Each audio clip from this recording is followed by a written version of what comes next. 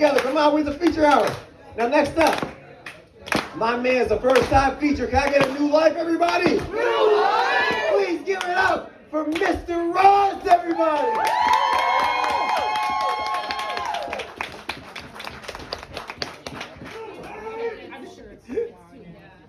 Well, hey, everybody. Hey. No. We know that guy. Yeah, and I know you too. No, it's awesome to be up here. I'm Mr. Ross with Mr. Ross Creations. My goal with my writing is to help people to grow, connect, and heal. And so that's what I'm hoping to do tonight. My set is called Hurt and Heal. So we'll get started with Do Not Disturb. Deep a long night slumber lay, pain wiser laid to rest. But if one insists that one go back, one becomes one's honored guest.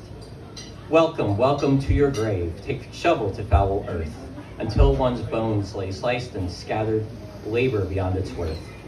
One nugget found, finders keepers, rotting deep within one's pocket. As it seeps, the truth it bears like a lock without a locket. Dark it drains like cackling cattle grazing upon one's dreams. Angry angst turns atrophy, for contention at the seams. Rage reborn, furious flames, fueling lungs and arms and eyes. Yet no recess for bones on earth, curse to carry till one dies. Poem.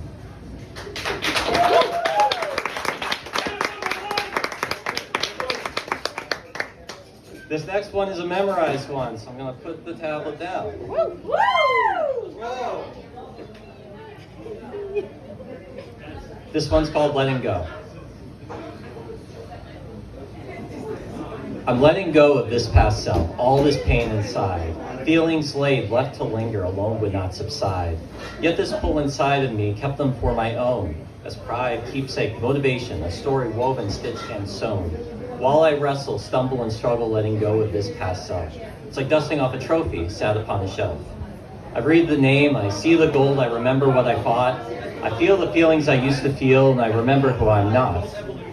I want to hold it above my head, let the bullies begin to question why they doubted, hurt this man, shouting fiercely at my discretion. Get up in their faces, scream till my voice is hoarse. When fury gets the best of me, beat them without remorse. Yet to this thought is merely a vision, gone with just a sigh. I realize now the pain is released when I choose to let it die. Instead it flows like the breeze from fist to unclenched palm. Strange enough, what overwhelms me is the purest sense of calm. No fighting, nor honor, nor chip upon my shoulder, no undeserved entitlement for holding it till I'm older. I held so long it overtook me, I thought we had a deal. Holding this pain long enough, safe is how I feel. But that which I was holding left me weaker still. I had to choose to drop the weight. Within me is now still. Poem.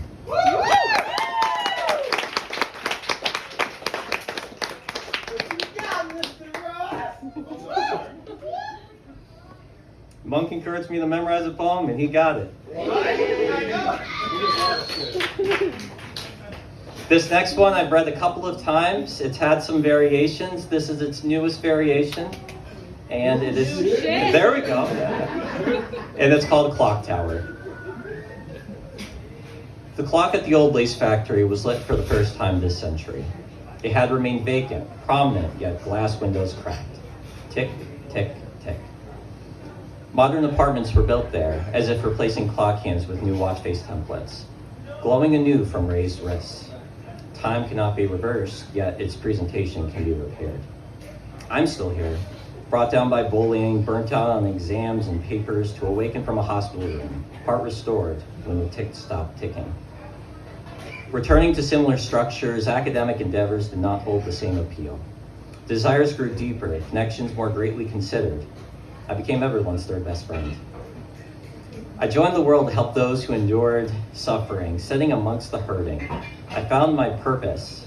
I wanted more. My dad was married at 27. I was 27.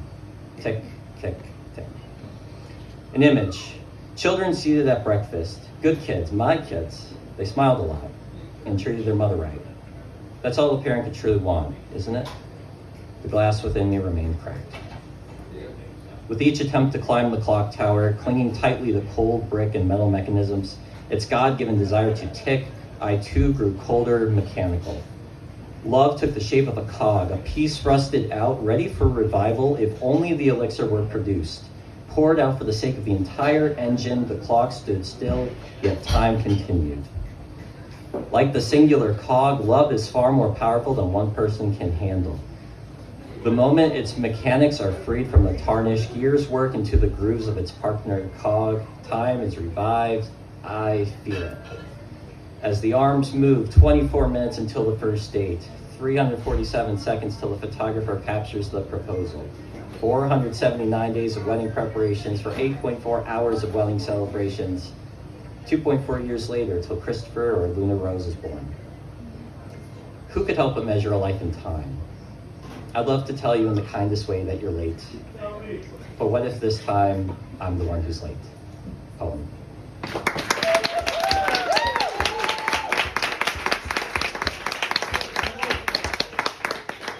Honestly, I'm so grateful to be here tonight and with all of you. So many of you came out to see me, and I know we're recording too. So many of you are going to see this later. And I'm thrilled. We love you, Ross. Oh, and I love all of you. So I have an announcement to make, and this goes with this next poem/reflection. I wrote a book, and it's going to be published hopefully by the end of the year.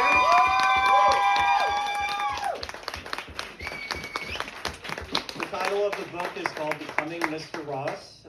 My name's Mr. Ross. I'm a counselor. And so it really talks about my coming of age story of becoming a therapist and learning about people's lives and the lessons that I took from it, and including my own personal insights.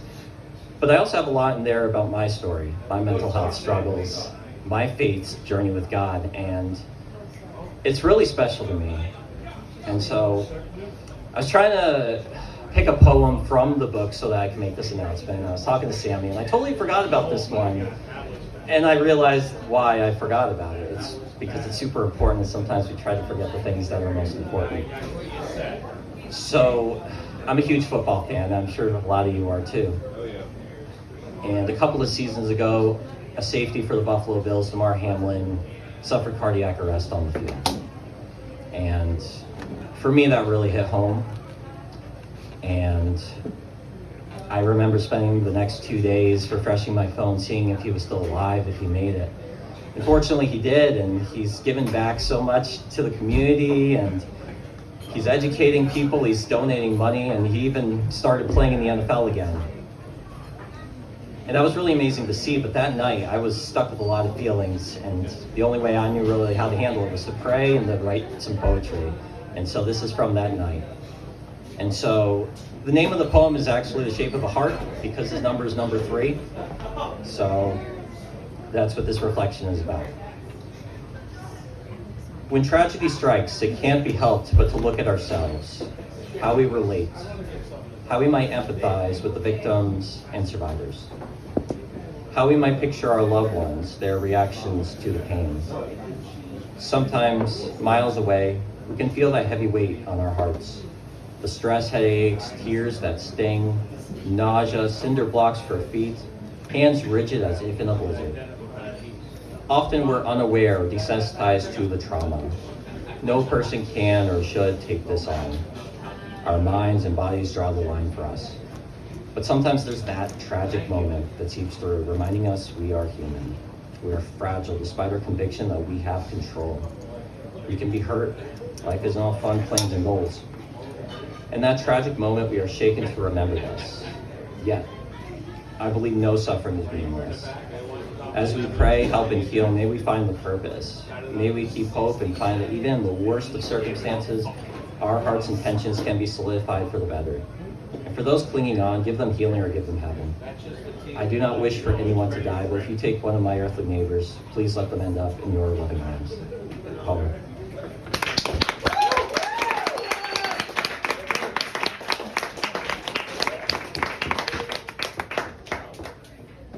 All right, so I got a few more here. If you're looking for me, Mr. Ross Creations, you can find me on Facebook, Instagram, and on TikTok.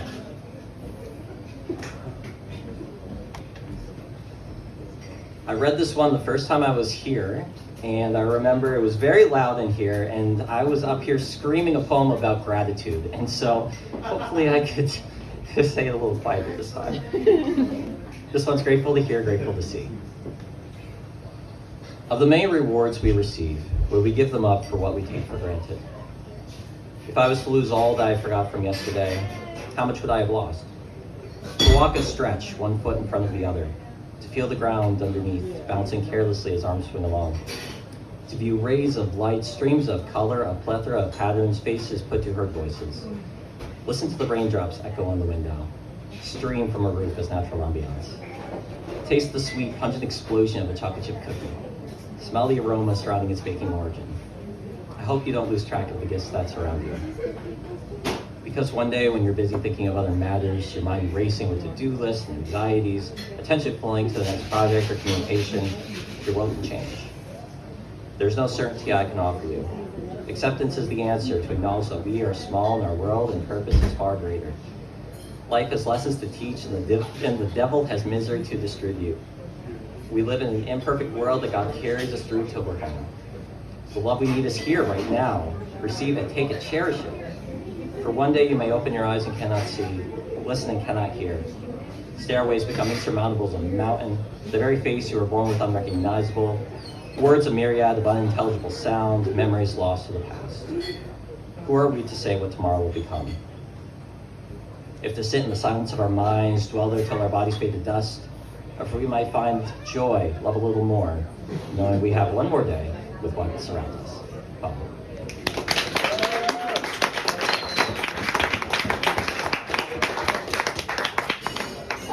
All right, I got two more. This one is a story/poem.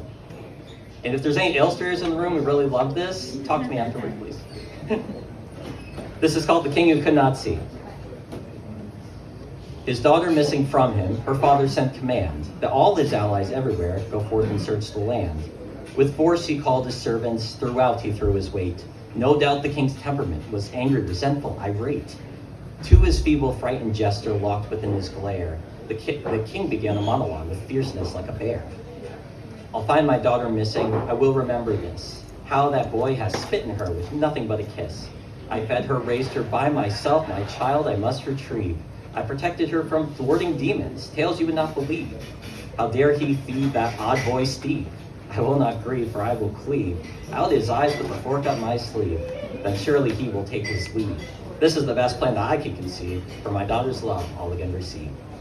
He joined the search, off he went, this hell-bent, heart-scorned, fork-wielding gent. Up the mountains, down the coast, he ventured to the lakeside front his daughter loved most. His search was quick, the lovers in hand, the glow from her finger was a wedding band. Oh, father, how dare you, she did reprimand. How could you follow us across this land? I am with child, it was unplanned, but I knew you would never quite understand. Take your fork, your allies too, you never noticed how I grew into a woman, can't you see? You cared more for you, not me. You aren't the same since mother moved on, and sometimes I worry you're too far gone. Your notions of love push me away. For these reasons, I cannot stay. Away to your kingdom, me to newfound land. No one wants to be held down by a possessive, selfish man. He thought for a moment the problem was he. Love cannot be forced, rather, love sets free. I'm sorry, my dear, I didn't realize the matter. Let's celebrate your return with a calf, the better the fatter. And you too, Steve, or shall I call you son? For you are the victor, my daughter's praises you won. I promise, my dear, I won't be a bother. It is with great joy that I'll be a grandfather. At once were they all held in embrace. It was out in the wilderness where reconciling took place. Home.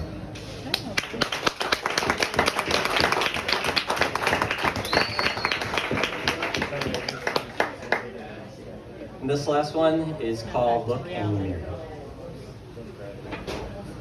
I pondered the question, what does the world need? And with fingers upon keyboard, where this question might lead. Do we need more kind people doing good deeds, or believers in churches clutching rosary beads? We're pointing the fingers at one another, blaming our ancestors, our sisters and brothers. But what the world needs now isn't more blame or festering guilt or slapping around shame. Not a celebrity risen to fame, a man in the suit with the riches and name.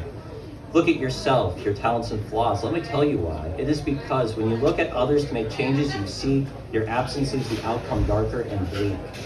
The person who cares is not even there. That person is you. Do your own share of the work to make this planet much better, or will you make your life a debt, and death the creditor? Better, don't focus on them, theirs, or how they live. Focus on you, and for yourself, what you might do. Therapy for hurts, your feelings inside, to mourn the losses of self, the loved ones who died. Exercise for your body to run off the stress. Yoga or cycling, weights or chest press. Free time to think, for some quiet and peace. Close your eyes for a moment. A silent release. Our world needs you, the best you can be. Just as you are, the world needs you free of all the past pain in your history to focus on now. Write your own story. Well, thank you, everybody. Really appreciate this. Thank you.